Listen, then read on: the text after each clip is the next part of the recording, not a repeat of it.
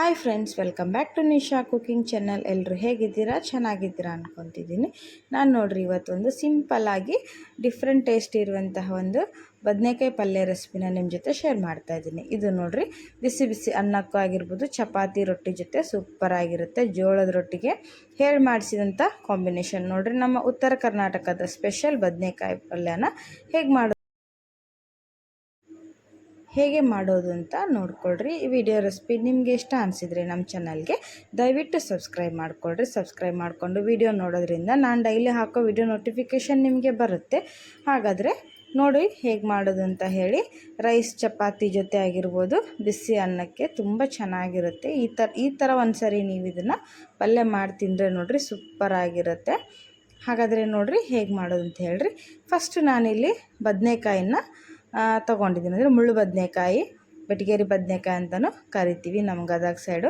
ಇದನ್ನು ಈ ಥರ ಉದ್ದಿಗೆ ಕಟ್ ಮಾಡಿಬಿಟ್ಟು ನೀರಲ್ಲಿ ಹಾಕಿ ಇಡ್ರಿ. ಆವಾಗ ಕೆಂಪಗಾಗೋದಿಲ್ಲ. ಸ್ವಲ್ಪ ಉಪ್ಪು ಹಾಕಬೇಕು. ಜಾಸ್ತಿ ಹೊತ್ತು ನೆನೆಯೋಕ್ಕೆ ಇಡಕ್ಕೆ ಹೋಗಬಾರ್ದು. ನೀವು ಹೆಚ್ಚಬೇಕಾದ್ರೇ ಸ್ವಲ್ಪ ನೀರಲ್ಲಿ ಹಾಕಿ ಇಟ್ಟರೆ ಚೆನ್ನಾಗಿರುತ್ತೆ. ಇದಕ್ಕೆ ನೋಡಿರಿ 2 ಉಳ್ಳಾಗಡ್ಡಿ, 2 ಟೊಮ್ಯಾಟೊ ಮತ್ತು ಸ್ವಲ್ಪ ಕರಿಬೇವು, ಶೇಂಗಾ ಬೀಜ ಜಜ್ಜಿ ತೊಗೊಂಡಿದ್ದೀನಿ ನಾನು, ಶೇಂಗಾ ಬೀಜದ ಪೇಸ್ಟು. ಇಲ್ಲಿ ನೋಡಿರಿ ಒಂದು ಕಡಾಯಿನ ಬಿಸಿ ಮಾಡಿಕೊಡ್ರಿ.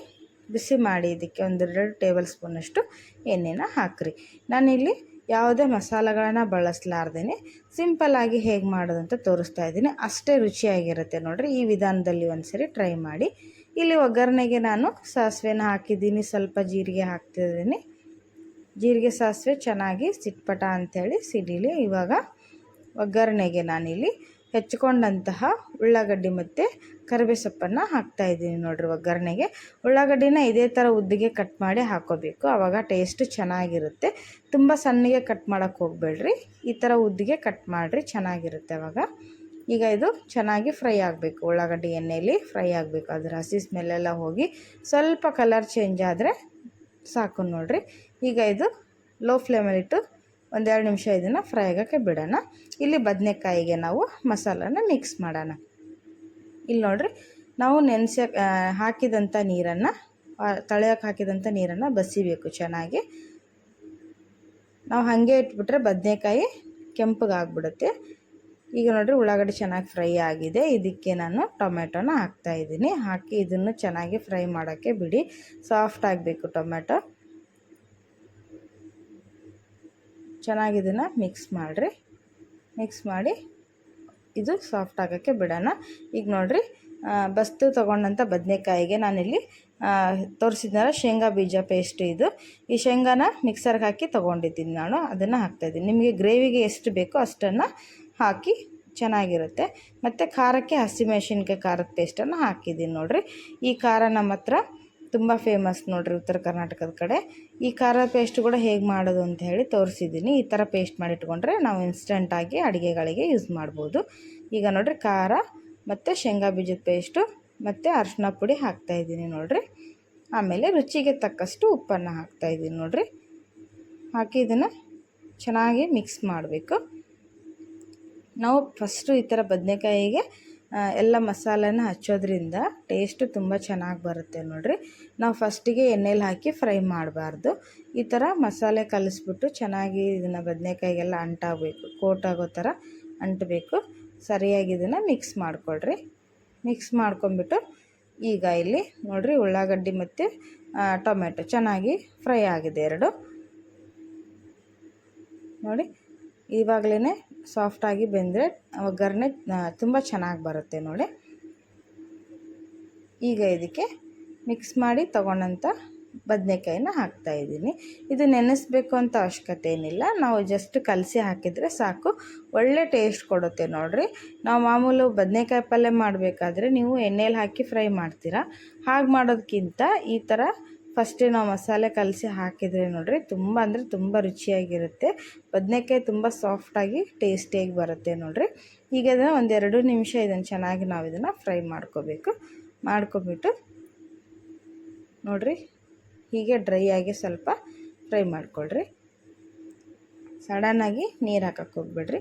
1-2 ನಿಮಿಷ ಚೆನ್ನಾಗಿ ಇದನ್ನು ಫ್ರೈ ನೋಡಿ. ಸ್ವಲ್ಪ ಈ ಥರ 1-2 ನಿಮಿಷ ಚೆನ್ನಾಗಿ ಫ್ರೈ ಆದಮೇಲೆ ಇದಕ್ಕೆ ನಾವು ಫಸ್ಟ್ ಏನು ಮಸಾಲ ಕಲಿಸ್ಕೊಂಡಿರ್ತೀವಲ್ವ ಅದೇ ಪಾತ್ರೆಯಲ್ಲಿ ಸ್ವಲ್ಪ ನೀರು ಹಾಕಿ ನೀರು ಹಾಕಿ ಇದನ್ನು ಚೆನ್ನಾಗಿ ಮಿಕ್ಸ್ ಮಾಡಿಕೊಂಡು ಫ್ರೈ ಆಗಿರುವಂಥ ಬದನೆಕಾಯಿಗೆ ಹಾಕೋಣ. ಅಂದರೆ ನಮಗೆ ಬದನೆಕಾಯಿ ಕುದಿಯೋಕ್ಕೆ ಎಷ್ಟು ನೀರು ಬೇಕಾಗುತ್ತೋ ಅಷ್ಟು ನೀರನ್ನು ಇದಕ್ಕೆ ಆ್ಯಡ್ ಮಾಡಬೇಕು. ಸ್ವಲ್ಪ ಗ್ರೇವಿ ಜಾಸ್ತಿ ಬೇಕು ಅನ್ನೋರು ನೀರನ್ನು ಜಾಸ್ತಿ ಹಾಕಿರಿ. ಅಂದರೆ ಬದನೆಕಾಯಿ ಚೆನ್ನಾಗಿ ಸಾಫ್ಟಾಗಿ ಬಂದರೆ ಟೇಸ್ಟು ಚೆನ್ನಾಗಿರುತ್ತೆ. ಆಮೇಲೆ ಗ್ರೇವಿ ಕೂಡ ತುಂಬ ತಿಕ್ನೆಸ್ ಆಗಿ ಬರುತ್ತೆ ನೋಡಿರಿ. ನಾನಿಲ್ಲಿ 1 ಕಪ್ಪಷ್ಟು ಶೇಂಗಾ ಬೀಜನ ಜಜ್ಜಿ ತೊಗೊಂಡಿದ್ದೀನಿ. ಮಿಕ್ಸರ್ಗಾದರೂ ನೀವು ಹಾಕ್ಬೋದು, ತುಂಬ ಚೆನ್ನಾಗಿರುತ್ತೆ ನೋಡಿರಿ.